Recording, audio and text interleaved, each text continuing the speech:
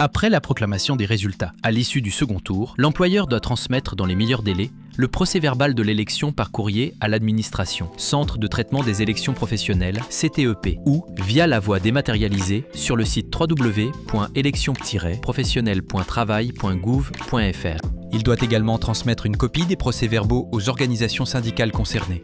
En tant qu'organisation syndicale ayant présenté une liste de candidats et ou ayant participé à la négociation du PAP, en tant que membre du bureau de vote, vous devez vous assurer de cette transmission par l'employeur.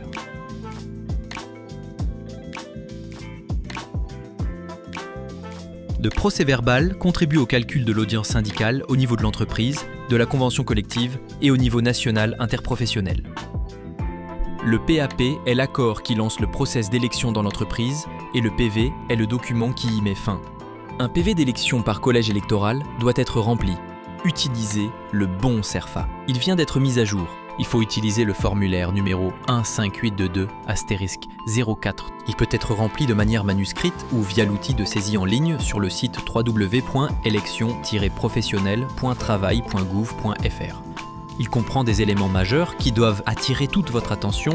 Nous vous conseillons d'en vérifier leur remplissage et surtout leur exactitude. Le SIRET de l'établissement concerné par l'élection, le numéro de la convention collective ou bien IDCC. En cas de cohabitation de plusieurs conventions collectives dans l'entreprise, il faut inscrire celle qui couvre le plus de salariés dans le collège considéré. C'est l'élément primordial qui facilite la remontée, le fléchage des suffrages valablement exprimés pour la mesure de représentativité. La dénomination et la composition des collèges électoraux qui sont particulièrement importantes pour le décompte de l'audience, et en particulier le décompte catégoriel. Il faut retenir que si la dénomination et la composition correspondent au légal, alors il n'y a aucune difficulté de remplissage. Il faut inscrire les éléments, nom du collège et composition, du Code du travail.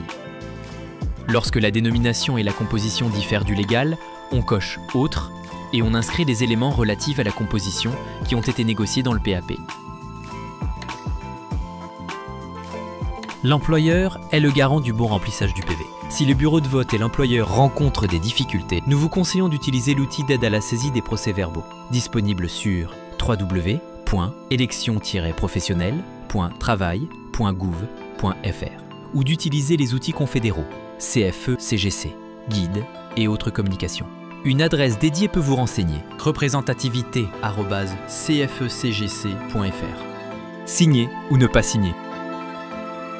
Vous avez la possibilité de signer et de faire des remarques, ou bien de ne pas signer, avec ou sans remarque.